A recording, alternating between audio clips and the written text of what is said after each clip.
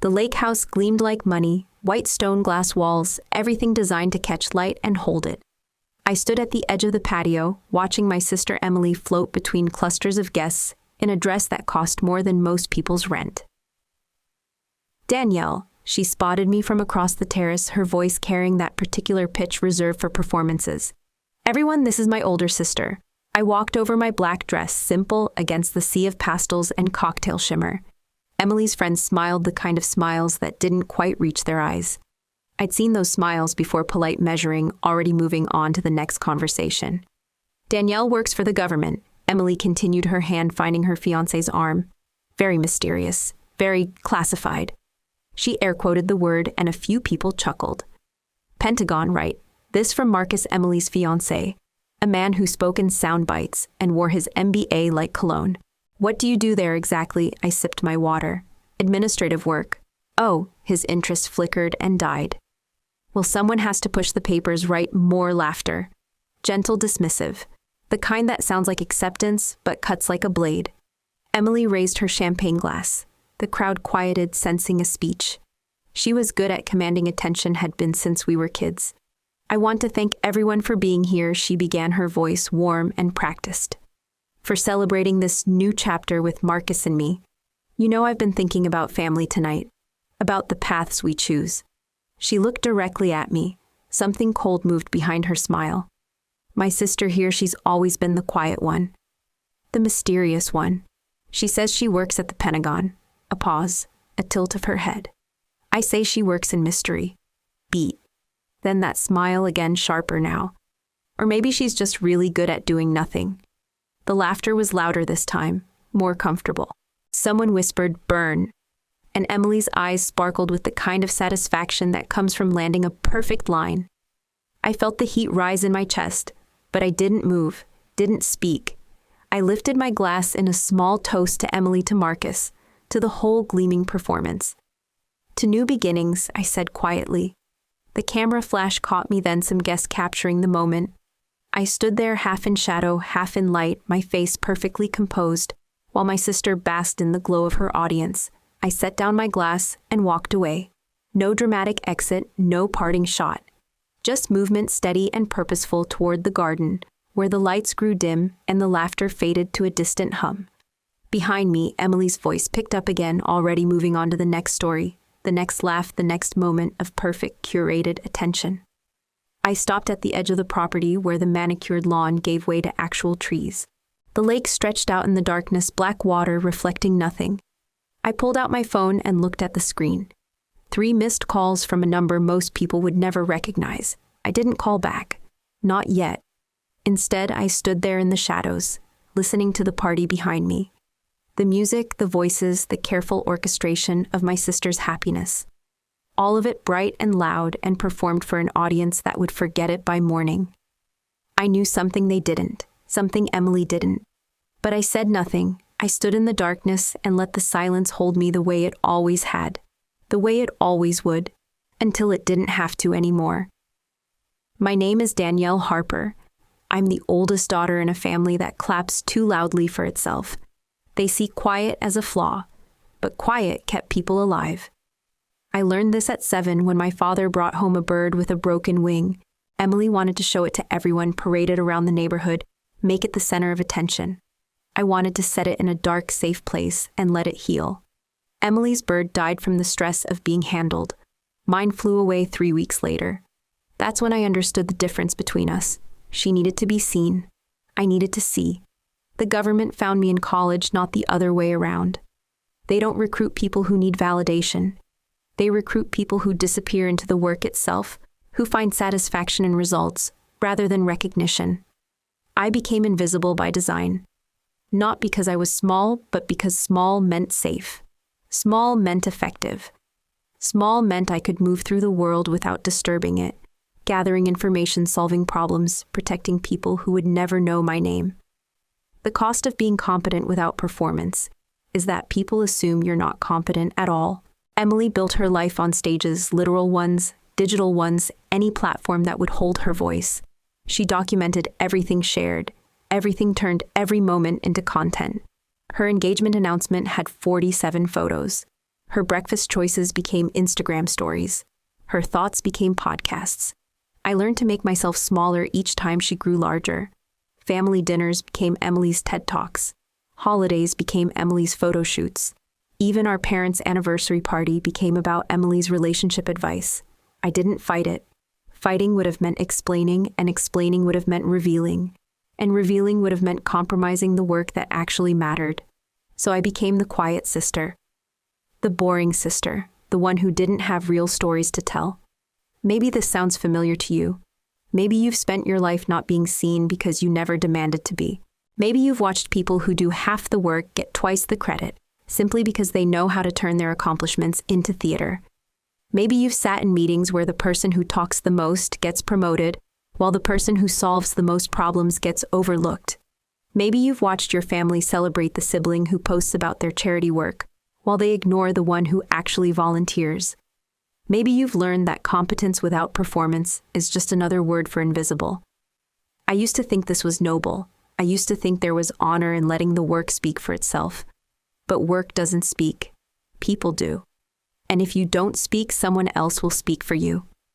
Emily spoke for me tonight. She told a room full of strangers that I was nothing cleverly with a smile in a way that got laughs instead of gasps. She edited my existence down to a punchline. The thing about being invisible is that it's a choice until it isn't, until someone decides you don't exist at all. I drove away from that lake house knowing something had shifted, not just in how Emily saw me, but in how I saw myself. For 15 years, I'd let her write the story of our family. I'd let her cast me as the supporting character in my own life. But I am not supporting anything anymore. I am not invisible. I am not nothing. I am Danielle Harper, and I have spent my career in the spaces between spaces, in the silence between words, in the darkness between lights. And tomorrow the silence ends. The seating chart hung by the entrance like a verdict. Elegant calligraphy on cream cardstock. Everyone's name perfectly positioned except mine. Table 1. Harper family, parents, Emily. Table 8, Danielle Harper. I was placed at the edge of the reception, surrounded by distant cousins and Marcus's college friends who'd arrived alone. The table for miscellaneous people. The overflow. Danielle, a woman across from me, squinted through her wine glass. Sarah Mitchell, remember, we went to high school together. I remembered. Sarah had been 2 years behind me, spent most of senior year trying to get into the same college as her boyfriend. You look exactly the same, she continued. So mysterious. What do you do again? I work in D.C. Write government stuff, she nodded knowingly. Like typing stuff, filing. Marcus appeared behind my chair, his hand landing on my shoulder with the weight of forced familiarity. Our mysterious Harper sister, he announced to the table. Military types, am I right? Too many secrets, not enough fun stories. The table laughed. Sarah leaned forward. Wait, you're military? I thought you were just, government. She's very classified, Marcus said, making air quotes like his fiancé. Can't tell us anything interesting. Probably violates some oath or something. Or maybe there's just nothing to tell, said a man I didn't recognize. I mean, how much action can you see behind a desk? I sipped my water and watched Emily across the room. She was telling an animated story to her table, her hands moving, her audience captivated. The golden daughter exactly where she belonged. I bet you've never even left the country, Sarah pressed. Government work sounds so boring. The irony sat heavy in my chest. Last month, I'd been in 3 countries they couldn't pronounce, dealing with situations they couldn't imagine. But I said nothing. I never said anything. She's shy, Marcus explained to the table, as if I weren't sitting right there. Some people just aren't built for the spotlight, Emily got all the personality genes. More laughter, gentle, dismissive. The sound of my existence being erased in real time. I excused myself and walked to the bathroom past tables full of people who knew exactly where they belonged. In the mirror, I looked at myself, the quiet sister, the boring sister, the one who didn't quite fit anywhere. 23 years old, standing in the bathroom at my cousin Jake's wedding. Emily had just given an impromptu speech about love and commitment, even though she was single at the time. The whole family applauded like she'd delivered the Gettysburg Address. Why don't you ever talk like that? My mother had asked me afterward. Emily's so natural at it. I'd wanted to say that speaking and having something to say were different things. that Emily filled silence with words the way some people fill rooms with furniture, not because it was needed, but because emptiness made her uncomfortable. Instead, I'd smiled and said, "She's good at it." 18 years old, high school graduation. Emily was a sophomore, but somehow the party became about her college plans, her potential, her bright future. I'd been accepted to Georgetown with a full scholarship, but Emily had just gotten her driver's license and wanted to tell everyone about her first solo trip to the mall. "Our little social butterfly," Dad had said, ruffling Emily's hair while I sat in the corner forgotten. 15 years old, Christmas morning. Emily had gotten a video camera and spent the entire day directing our family in elaborate holiday skits. She turned breakfast into a cooking show, present opening into a documentary dinner into a variety show. "Danielle, say something," she demanded, pointing the camera at me. "Tell everyone what you want to be when you grow up." I'd looked into the lens, aware that this moment would be preserved forever, and said, "I want to help people." "Boring," Emily had laughed, swinging the camera away. "Mom, tell them about my acceptance to debate camp. Every holiday, every birthday, every family gathering Emily performed, and I watched. She needed the stage, and I needed the shadows. It worked until it didn't. Until tonight, when the shadows became a prison instead of a refuge. I returned to my table and found them discussing Emily's podcast, her social media following her upcoming appearance on a legal advice show. They spoke about her like she was a celebrity, which in their small world she was. "She's going to be on Channel 7 next month," Sarah gushed, talking about workplace harassment laws. "She's like famous now." "What about you, Danielle?" Marcus asked, turning to me with patronizing interest. "Any exciting government typing projects we should know about?" The table looked at me expectantly. These people who'd spent the evening dismissing my existence now wanted entertainment. They wanted me to perform my irrelevance for their amusement. I looked across the room at Emily, radiant in her spotlight, surrounded by people who hung on her every word. She caught my eye and raised her glass in a small toast, her smile sharp with satisfaction. "No," I said quietly. "Nothing worth mentioning." The conversation moved on without me, as it always did. I sat there invisible at my own sister's engagement party, watching her rewrite our family story in real time. In her version, there was one Harper daughter who mattered, and one who simply existed in the margins. I'd spent my life letting her have that story. Tonight, I realized the cost of my silence. Tomorrow, everything would change. My apartment sat on the 14th floor of a building that didn't officially exist on most maps. The address was real, but the security clearance required to live there wasn't something you could Google. I pressed my thumb to the scanner beside my door. The lock disengaged with a soft click, and I stepped into a space that would have confused everyone at Emily's party. Minimal furniture, white walls, everything clean and purposeful. No family photos, no personal touches that could be compromised or traced. The only decoration was a small American flag on my desk, next to a secure landline that had never rung with social calls. I poured myself a glass of water and stood at the window, looking out at the city that held more secrets than most people could imagine. Down there, Emily was probably posting photos from her party captions about perfect nights and perfect people. Up here, I was about to access files that could reshape governments. The fingerprint-locked case sat in my bedroom closet, behind winter coats I rarely wore. Military gray, unremarkable, the kind of thing that looked like office supplies to anyone who didn't know better. I opened it with a soft beep. Inside, 3 items that told a different story than the one Emily had been telling for years. First, my government clearance ID. Not the standard blue card that most federal employees carried, but black polymer with embedded security chips. Level Echo 7. There were maybe 300 people in the country with this clearance level. Most of them were older than me. Most of them were men. Second, a command tablet military-grade encryption, capable of accessing systems that could shut down power grids or redirect satellites. The kind of technology that lived in movies, except this was real, and it was mine. Third, a letter handwritten on notebook paper, carefully folded.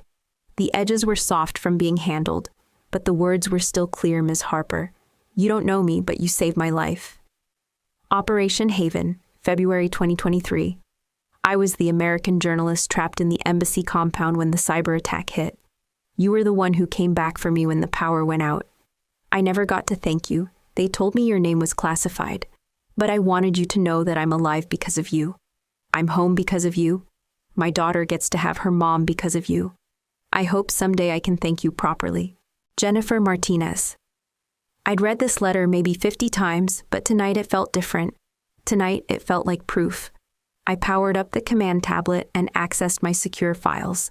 The interface was clean, efficient, designed for people who worked in crisis situations where every second mattered. I scrolled through mission reports, commendations, classified briefings that would never see daylight. Operation Haven. I clicked on the file. The video began with darkness night vision green, the sound of my own breathing through a tactical headset.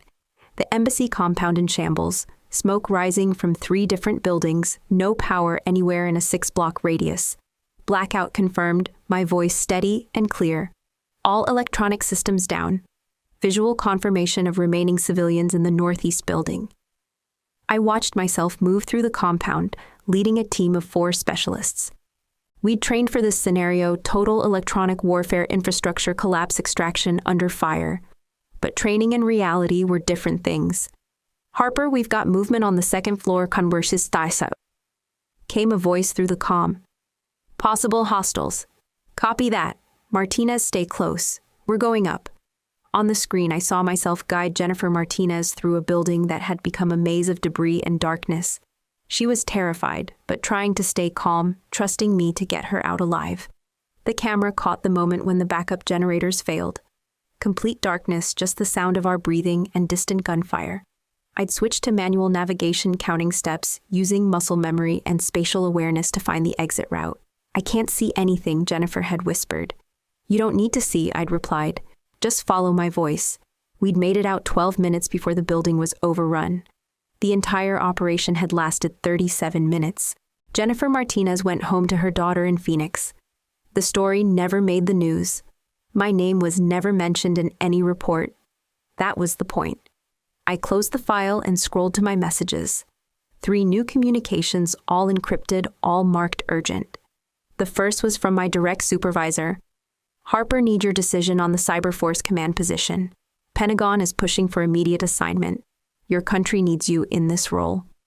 The second was from the Secretary of Defense herself. Major Harper, your expertise in electronic warfare and crisis leadership makes you the only choice for this position. We understand the personal cost of high-profile assignments, but this is bigger than individual preference. The third was from a colleague I'd worked with in 3 different countries. Danny, they're offering you the job because you're the best. Don't let them make you think otherwise. You've earned this. I stared at the messages for a long time. Command Lead, Pentagon Cyberforce. The kind of position that came with briefings for Congress, oversight of national security infrastructure responsibility for protecting the country's most critical systems. It was also the kind of position that came with public recognition, press conferences, congressional testimony, the end of invisibility.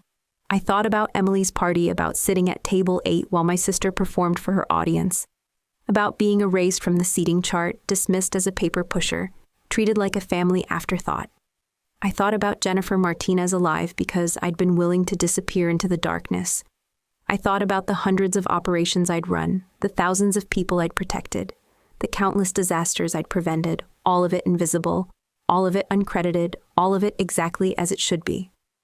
My phone buzzed. A text from Emily. Thanks for coming tonight. Sorry if Marcus was weird. He doesn't understand government work. I looked at the message for a long time. No apology for the seating chart. No acknowledgement of the speech. Just a casual dismissal wrapped in fake concern. I typed back, no problem. Had an interesting evening. Then I looked at the command tablet at the messages asking me to step into the light to take a position that would make me visible, whether I wanted to be or not. I typed one response. Need more time to consider. Will respond within 48 hours. Then I closed the tablet and put everything back in the case. Tomorrow everything would change, but tonight I was still invisible. Tonight I was still in control. For now. I woke to the sound of my phone vibrating against the nightstand like an angry wasp. The secure landline was ringing too, its red light flashing in steady pulses. That meant priority communications. 6:47 a.m. 93 missed calls, 112 text messages, 47 emails on my personal account that never received more than 3 messages in a normal week. Something had happened. I picked up the secure line first. Harper, ma'am, this is communications control. You need to see the news. All major outlets. We're initiating Media Protocol 7 immediately. Media Protocol 7. Complete communications lockdown. All public statements routed through official channels. Personal devices monitored for security breaches. What story? I asked, though something cold was already settling in my stomach. Operation Haven, ma'am. Your identity has been compromised. I hung up and reached for my personal phone. The messages were from numbers I didn't recognize. Reporters, old colleagues, distant relatives who hadn't spoken to me in years. The first headline hit me like a physical blow. The woman behind Operation Haven identified. Washington Post, 6:23 a.m. Hero in the shadows, Major Danielle Harper, led rescue that saved dozens. CNN, 6:31 a.m. The Pentagon's secret weapon. How one woman prevented international crisis. New York Times, 6:45 a.m. I scrolled through article after article. My classified life spread across the internet, like evidence at a crime scene. Photos I'd never seen before. Satellite images of the embassy compound, congressional briefings with my name redacted, but now revealed testimony from people I'd saved who had never known my name until now.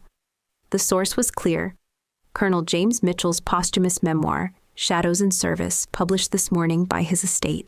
Mitchell had been my commanding officer during 3 major operations. Apparently, he'd decided that some stories needed to be told regardless of classification levels. I clicked on a video link. Jennifer Martinez, the journalist from Operation Haven, sitting in a CNN studio with tears in her eyes. I've been waiting 2 years to say this name publicly, she said. Major Danielle Harper. She's the reason I'm alive. She's the reason dozens of people made it home that night. And until this morning, I couldn't even thank her properly because her service was classified. The anchor leaned forward. What was it like being rescued by someone whose identity you couldn't know? It was like being saved by a ghost, Jennifer replied. But a ghost who knew exactly what she was doing. She moved through that compound like she'd memorized every inch of it. When the power went out and we were in complete darkness, she never hesitated. She just said, "Follow my voice." And somehow, that was enough. I closed the video and opened Twitter. My name was trending. Danielle Harper. Operation Haven. Hero in the shadows. Thousands of tweets, most from people I'd never met. She saved more lives in one night than most of us will in a lifetime. And we never even knew her name. This is what actual heroism looks like. No cameras, no recognition, just service.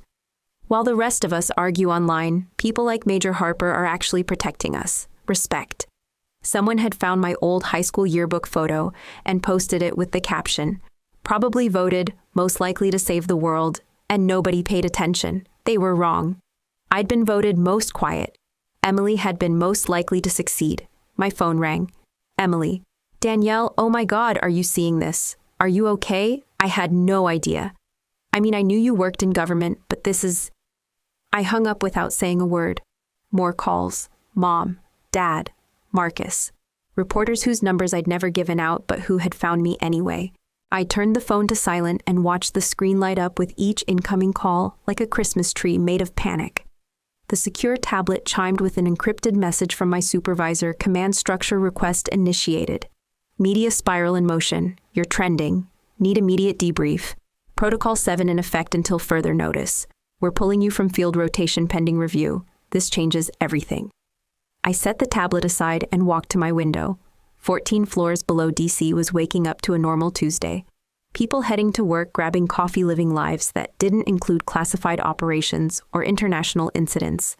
Last night, I'd been nobody. The quiet sister, the paper pusher, the family afterthought sitting at table 8 while Emily performed for her audience. This morning, I was trending on Twitter. My phone buzzed with a text from a number I didn't recognize.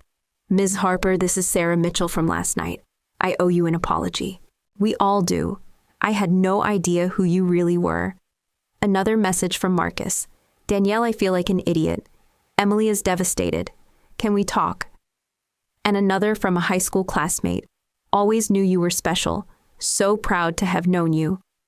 I turned the phone face down on the nightstand and sat in the silence of my apartment. Through the walls, I could hear my neighbor's morning routine shower, running coffee brewing, the ordinary sounds of an ordinary life. For 15 years, I'd chosen invisibility. I'd chosen the shadows, the classified files, the operations that ended with other people taking credit, or no one taking credit at all. I'd chosen service without recognition, impact, without acknowledgement. This morning, that choice had been taken away from me. The world knew my name now. The question was what I would do with that knowledge. Outside my window, the city hummed with its daily rhythms, unaware that one of its most carefully guarded secrets had just been exposed to the light. I sat in my quiet apartment and said nothing at all. Emily discovered her world was ending while scrolling through her phone in her podcast studio, a cup of green tea cooling beside her ring light. She'd been preparing for her Tuesday morning show, Legal Eagle with Emily Harper, scrolling through trending topics to find something relevant to discuss.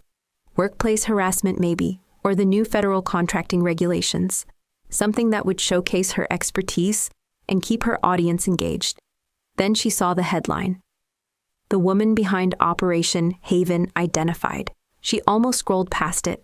Military news wasn't her specialty, but something about the thumbnail image made her pause a grainy photo of an embassy compound that looked familiar, though she couldn't place why. She clicked. The first paragraph made her stomach drop. The second made her hands shake. By the third, she was staring at a detailed account of her sister's classified military career, complete with commendations, mission details, and testimony from people Danielle had saved. Major Danielle Harper. Not the quiet government clerk Emily had dismissed for 15 years. Not the paper pusher she'd mocked at her own engagement party. A decorated military officer who led international rescue operations. Emily's phone slipped from her hands and clattered onto the studio floor. She scrambled to pick it up, refreshing the page to make sure she wasn't hallucinating. But there it was, her sister's face in Pentagon, briefing photos, quotes from senators praising her expertise, a timeline of operations that read like action movie plots. "This can't be real," she whispered to her empty studio. But then the comments started appearing on her social media, her Instagram, her podcast page, her LinkedIn, all flooded with messages that made her blood run cold. Someone had found the clip. The one from 3 weeks ago when she'd been discussing work-life balance and professional visibility. "If you're not visible, are you even working?" she'd said, laughing at her own cleverness. "I mean, seriously, if nobody sees your accomplishments, do they even matter? Success without an audience is just, what's the point?" The clip was everywhere now. Twitter, TikTok, Instagram Reels. But instead of the appreciative comments she'd received originally, the responses were brutal. This aged like milk. Her sister was literally saving lives while Emily was complaining about visibility. Imagine being this wrong about your own family. Success without an audience. Tell that to the people her sister rescued. Peak narcissist behavior. Some people actually work for reasons beyond social media likes. Emily watched her follower count drop in real time. 47,000, 46,800, 46,200. The numbers falling like dominoes. Her phone rang. Her publicist. "Emily, we need to talk. 3 sponsors have already pulled out this morning. The legal firm wants to reassess the partnership. The skincare brand is asking for a statement." What the hell is happening? Emily tried to explain, but the words came out jumbled, incomplete. How do you tell someone that you've spent your entire life misunderstanding your own sister? "I need to call you back," she said. Ending the call, her inbox was flooding with interview requests, but not the kind she usually received. These weren't asking for her expertise on legal matters. They wanted her reaction to the news about Danielle. They wanted her to explain how she'd managed to be so publicly wrong about someone she'd lived with for 18 years. She tried calling Danielle, straight to voicemail. She tried texting, "I didn't know, I'm so sorry. Please can we talk?" No response. She called again and again. Emily stared at her reflection in the black screen of her computer monitor. This morning she'd been Emily Harper, rising legal influencer, the daughter who'd made something of herself. Now she was Emily Harper, the sister who'd humiliated a war hero at her own engagement party. Her podcast notifications were exploding. Not with new subscribers, but with people leaving. The comments section on her latest episode had become a wasteland of criticism. How do you not know your own sister is a decorated military officer? This explains so much about her personality. Imagine being jealous of someone who's actually serving their country. She owes her sister a public apology. Emily sat in her studio surrounded by the ring lights and microphones and cameras that had made her feel important, and realized how small her world actually was. She'd built her entire identity around being seen, being heard, being acknowledged. She'd turned every achievement into content, every moment into a performance. And all this time, Danielle had been saving lives in silence. She thought about last night's party, about the speech she'd given, the laughter she'd earned at Danielle's expense. She thought about the seating chart, how she'd listed Danielle separately from the family like an afterthought. She thought about 15 years of family dinners, where she'd dominated every conversation and holiday photos, where she'd positioned herself in the center achievements she'd announced, while Danielle sat quietly in the corner. How many times had Danielle tried to speak? How many moments had Emily stolen without even realizing it? Her phone buzzed with another message from her publicist. Emergency call in 10 minutes. We need damage control. Damage control, as if this were just another PR crisis to manage, another story to spin. But this wasn't about her brand or her image or her audience. This was about the fact that she'd spent her entire life making herself bigger, by making her sister smaller, and now the whole world could see exactly what she'd done. Emily turned off her ring light and sat in the darkness of her studio, finally understanding what real failure looked like. It looked like trending for all the wrong reasons. The media storm raged outside my apartment while I sat in the eye of it, finally understanding why silence had always felt safer than speech. But there was something nagging at me. A memory I couldn't quite place, something about recognition. I'd never received, opportunities that had somehow slipped through the cracks. I walked to my bedroom closet and pulled out a box I hadn't opened in years. Personal documents, old performance reviews, commendations that couldn't be displayed but were too important to throw away. Buried beneath tax returns and insurance papers was a folder I'd forgotten about, its manila surface dusty with neglect.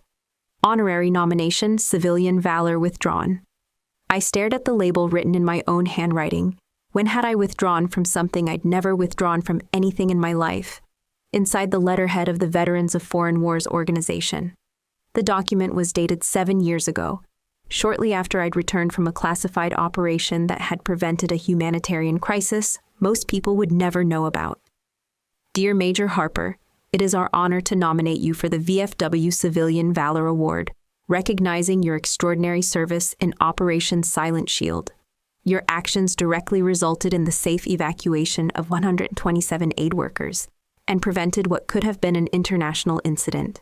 The nomination was submitted by Colonel James Mitchell, who spoke of your unparalleled courage under fire and commitment to service above self. The ceremony will be held on November 15th with presentation by Senator Patricia Williams. We understand the sensitive nature of your work and are prepared to present this award with appropriate discretion while still honoring your service to your country and fellow citizens. Please confirm your acceptance by October 1st so we can proceed with arrangements. Respectfully, Director Michael Thompson, Veterans of Foreign Wars. I stared at the letter, my mind racing. I'd never seen this nomination. I'd never been asked to accept or decline anything. But clipped to the back was an email printout that made my blood turn to ice. From Emily Harper, legalugmail.com, to Director of VFW.org, date, September 28, 2018, subject Civilian Valor Award nomination, Dear Director Thompson. Thank you for reaching out regarding the nomination for my sister Danielle Harper. I am writing on her behalf to respectfully decline this honor. As her emergency contact and the family member who handles her personal affairs while she is deployed, I can tell you that Danielle has always preferred to keep her service private. She has specifically asked that any public recognition be declined, as she believes her work should speak for itself without ceremony or acknowledgement. She wishes to remain private and continue her service without the attention that comes with public awards. I hope you understand and respect this decision. Please remove her from consideration for this award. Sincerely, Emily Harper, on behalf of Danielle Harper. The folder slipped from my hands and scattered across my bedroom floor. I read the email again and again, each word cutting deeper than the last. Emily had never been my emergency contact. She'd never handled my personal affairs. I'd never asked her to decline anything on my behalf. She had intercepted a recognition I'd never known existed and erased it before I could even choose for myself. I picked up another document from the scattered papers, a follow-up letter from the VFW dated 3 weeks later. We are disappointed to hear of Major Harper's decision, but respect her wishes for privacy. Please know that her nomination file will remain on record, and should she ever reconsider, we would be honored to present this award. There was a handwritten note at the bottom. Unusual for someone to decline through a family member, but we understand military families have their own protocols. Empty. Even they had found it strange. I sat on my bedroom floor, surrounded by the evidence of my sister's betrayal, and finally understood the depth of what she'd done. This wasn't just about last night's humiliation or years of being dismissed at family gatherings.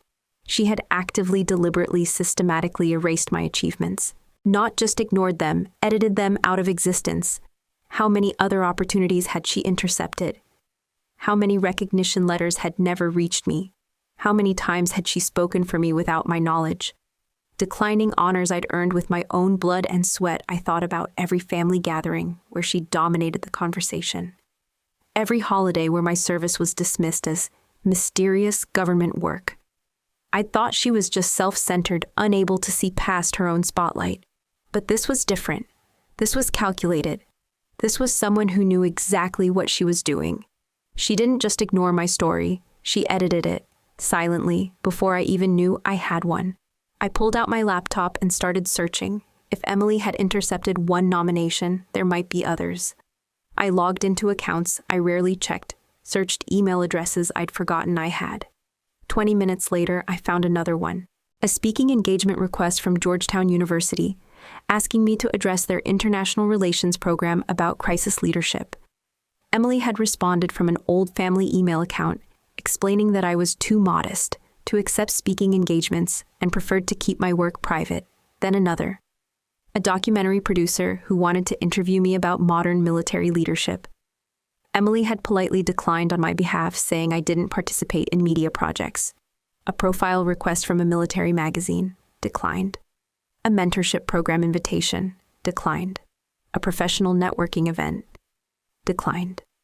Each response was professional, polite, and completely unauthorized. Each one robbed me of a choice I should have been able to make for myself. I closed the laptop and sat in the silence of my apartment, understanding finally why I'd always felt like my achievements evaporated into thin air. It wasn't because I was invisible by nature. It was because Emily had been making me invisible by design.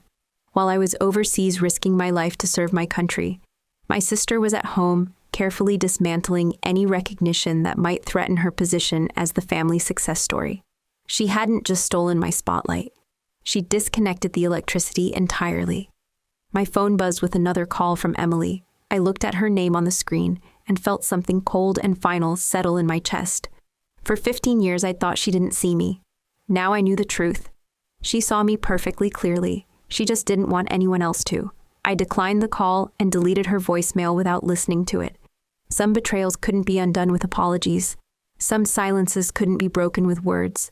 But some truths once discovered changed everything that came after. I chose the coffee shop carefully, neutral ground public enough to prevent a scene, quiet enough for the conversation that had been 15 years in the making. The grind on M Street, tucked between a bookstore and a dry cleaner, the kind of place where Georgetown students studied and government workers grabbed caffeine between meetings. Emily arrived 10 minutes late, which wasn't like her. She was always early, always prepared, always performing punctuality like a virtue. But today she looked like someone who'd forgotten how to perform anything. No makeup, hair pulled back in a ponytail that hadn't seen a mirror, eyes red-rimmed and puffy. She wore jeans and a Georgetown sweatshirt I remembered from college clothes that suggested she'd given up on managing her image. She sat across from me without ordering anything, her hands folded on the small wooden table, like a child called to the principal's office. "Thank you for agreeing to meet," she said quietly. "I wasn't sure you would." I sipped my black coffee and waited. I'd learned the power of silence in interrogation rooms and crisis negotiations. Sometimes the most important conversations happened in the spaces between words. Emily stared at her hands. "I've been thinking about what to say for 2 days. I had this whole speech prepared, but looking at you now..." She trailed off. A barista called out an order. Students at the next table laughed about something on someone's laptop. Normal sounds of a normal day while my sister and I sat in the wreckage of our relationship. I was so afraid no one would see me if they saw you, she said finally. The words hung between us like a confession. When we were kids, you were the smart one, the responsible one, the one who always knew what to do. Mom and Dad didn't say it, but I could see it in their faces when you solved problems I couldn't even understand. She looked up at me, her eyes bright with unshed tears. Then you went to college and suddenly I could breathe. I could be the daughter who mattered. I could build something that was mine, without your shadow making me feel small. I set down my coffee cup. The handle was warm against my fingers. When you joined the military, I told myself you were choosing to disappear, that you wanted to be invisible. It made it easier to take up space while you were gone. And the nominations, I asked quietly. Emily's face crumbled. I thought I was protecting you. Or maybe I was protecting myself. I don't know anymore. When that first award letter came, I panicked. If you started getting recognized, if people started seeing what you really did? She wiped her nose with the back of her hand, a gesture so unlike her usual polished presentation that it looked foreign. I told myself you wouldn't want the attention anyway. You'd always been private. I convinced myself I was doing what you would have wanted. Without asking me. Without asking you, she admitted. Because I was terrified of what you'd say. I watched her dissolve in front of me, this sister who'd spent our entire lives taking up all the oxygen in every room. Part of me wanted to comfort her the way I'd comforted her through childhood nightmares and teenage heartbreaks. But that impulse felt like muscle memory from a person I used to be. I know I can't undo it, Emily continued. I know sorry isn't enough. But I need you to know that I see you now. I see what I did, and I see what you are, and She stopped searching for words that didn't exist. I leaned forward slightly. You didn't protect me, Emily. My voice was calm, steady, without the anger she was probably expecting. You made me disappear, not because I was small or weak or unworthy of attention, but because I was too big for your story. Emily's breath caught. You saw exactly who I was, exactly what I was capable of, and you decided the world couldn't handle both of us.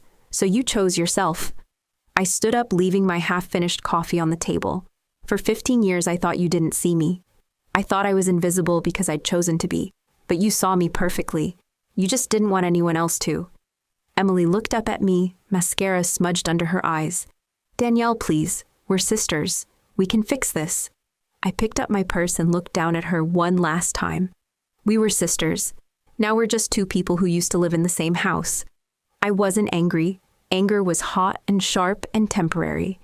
This was something colder and more permanent. This was the quiet that comes after a storm when you survey the damage and realize some things can't be rebuilt.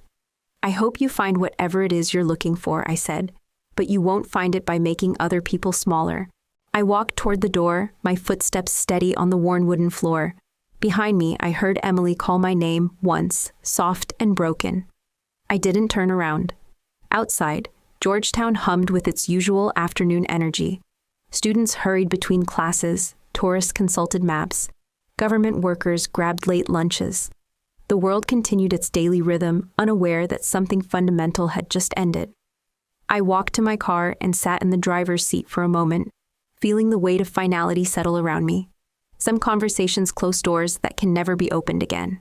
Some truths once spoken change the geography of a relationship forever. Emily would go home to her condo and her podcast, and her careful reconstruction of her public image.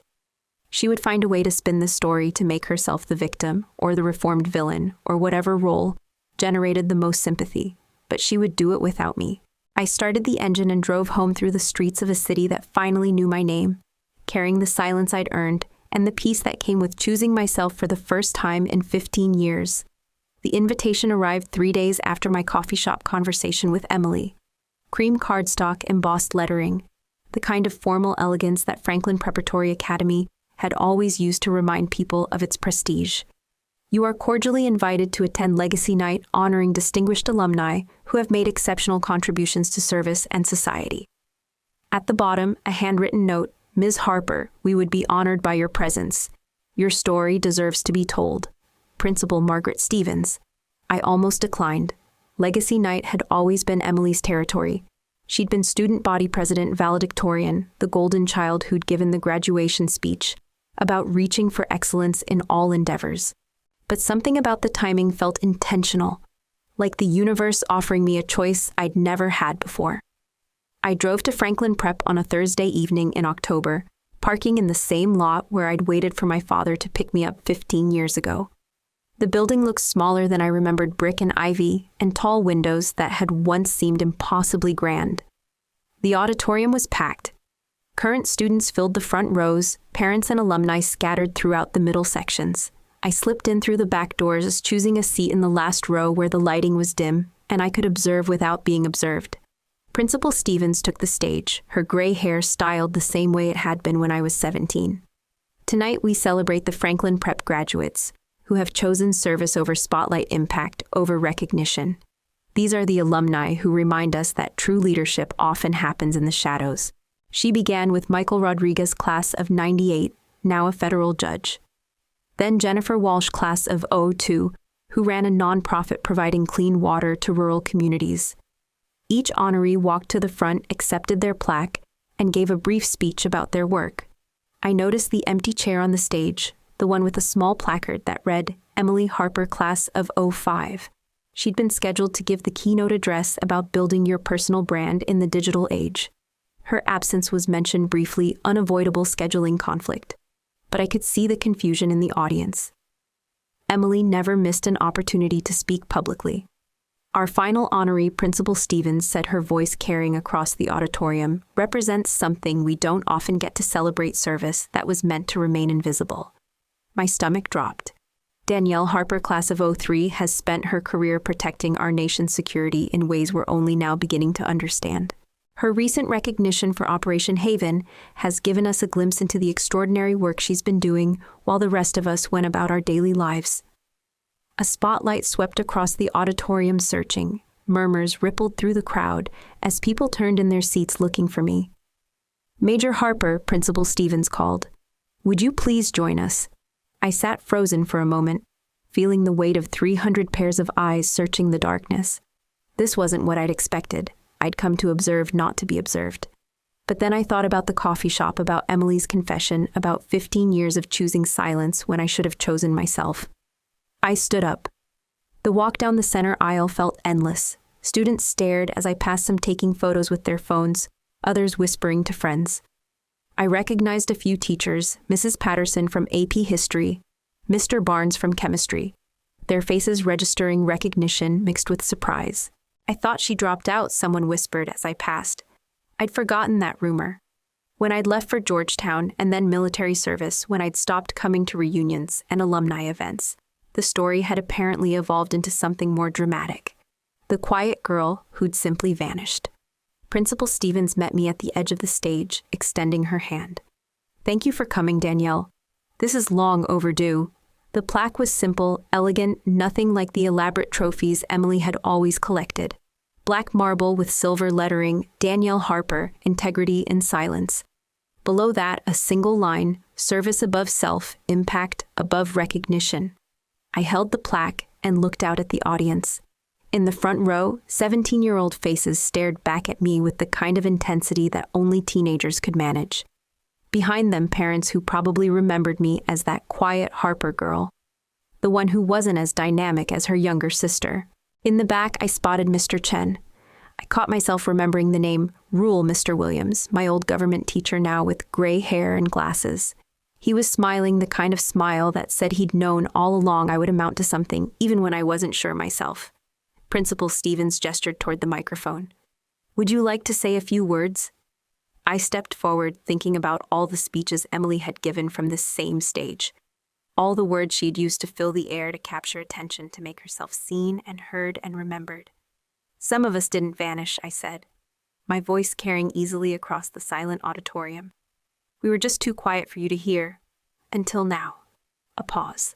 Then I looked directly at the students in the front row. There's honor in work that no one sees. There's value in choosing service over recognition.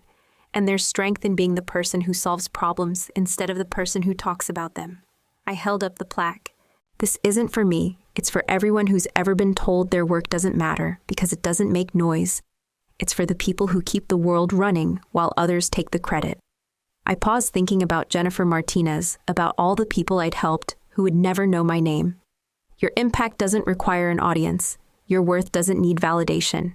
And your story doesn't have to be loud to be true. I stepped back from the microphone.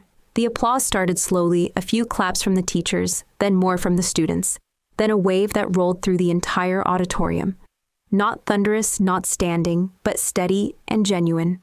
The kind of recognition that felt earned rather than performed. As I walked off the stage, Mr. Williams caught my eye and nodded once, a gesture of respect between teacher and student that bridged 15 years. In the lobby afterward, students approached me quietly asking about military service, about finding purpose, about choosing careers that mattered over careers that paid. Their questions were thoughtful, serious, the kind that suggested they understood the difference between fame and impact. One girl, maybe 16, with serious eyes behind wire-rimmed glasses, asked, "How do you know if you're making a difference if no one notices?" I thought about the question for a moment. "You feel it," I said, "in the work itself, in knowing that somewhere someone is safer or better or alive because of what you did. That feeling doesn't need an audience."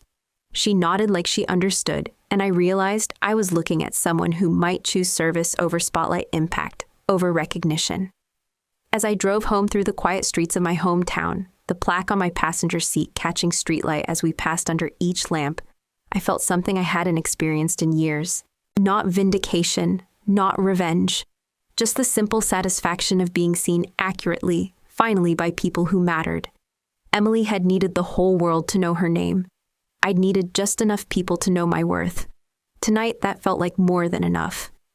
I walked along the Potomac at dusk, the plaque from Legacy Night tucked under my arm, like a secret I'd finally decided to keep. The river moved past me in the growing darkness, carrying the day's heat downstream toward the Chesapeake Bay. Washington hummed around me, joggers on the path, tourists taking sunset photos, government workers heading home from another day of keeping the world spinning. Normal people living normal lives protected by systems they'd never see, and people they'd never know. I used to believe being invisible was the price of doing good work. Keep your head down, do the job. Let the results speak for themselves. I thought recognition was vanity, that needing to be seen was weakness. Then I realized I wasn't invisible. I was just inconvenient to the stories people wanted to tell about themselves. Emily needed to be the successful daughter, so I became the mysterious one. My parents needed one child to worry about and one to brag about, so I learned to require nothing and provide everything. My colleagues needed someone who would take the dangerous assignments without seeking credit, so I became the ghost who cleaned up messes and disappeared. I'd spent 15 years being edited out of my own life, telling myself it was noble, but invisibility isn't noble when it's imposed by other people. It's just erasure with better marketing. My phone buzzed against my hip. A message from a number I recognized, the direct line to the Secretary of Defense. Command position still open. Pentagon Cyber Force needs leadership with your experience and discretion. The country needs you in this role. Command is yours if you want it. I stopped walking and looked out over the water. 6 months ago, I would have turned down this offer without thinking. Too visible, too public, too much spotlight for someone who worked best in shadows. But shadows were a choice now, not a prison. I typed back slowly, "Not yet. Let them tell their stories first. Mine is already written." The response came back quickly. "Understood. The offer stands when you're ready." I put my phone away and continued walking. Across the river, the lights of Arlington began to flicker on one by one like stars appearing in the darkening sky. A family walked toward me on the path, parents with a daughter who couldn't have been more than 7, all of them wearing matching Nationals jerseys. As we passed each other, the little girl looked up at me with serious dark eyes. Then, without warning, she snapped to attention and raised her small hand in a perfect military salute. Her parents stopped, surprised. "Sarah, what are you doing?" But I was already returning the gesture, my own salute, crisp and automatic. The child held her position for 3 heartbeats, then dropped her hand and grinned at me before running ahead to catch up with her family. Her father called after her, confused. "Where did you learn to do that?" "She's a soldier," the girl called back, pointing at me. "I can tell." The family continued down the path, the parents exchanging puzzled looks, while their daughter skipped ahead, satisfied with her assessment of the world. I stood there as dusk settled over the river, holding the moment like a gift I hadn't known I needed. Some recognition doesn't come with ceremonies or plaques or trending hashtags. Sometimes it's just a 7-year-old girl who sees past the civilian clothes to something truer underneath. Sometimes it's enough to be seen clearly by one person who isn't trying to use your story to improve their own. I walked home through the streets of a city built on secrets, carrying my plaque and my choices, and the quiet satisfaction of a story finally told on my own terms. Tomorrow there would be missions and briefings and decisions that would never make the news. There would be problems solved in darkness by people whose names would never be known. There would be service without spectacle impact, without audience work that mattered more than the recognition it would never receive. But tonight I was Danielle Harper, not the quiet sister or the mysterious government worker or the family afterthought. Just a woman who had learned the difference between being invisible and being overlooked, between choosing silence and having it chosen for you. The quiet that remained was mine to keep or break as I saw fit. And that finally was enough.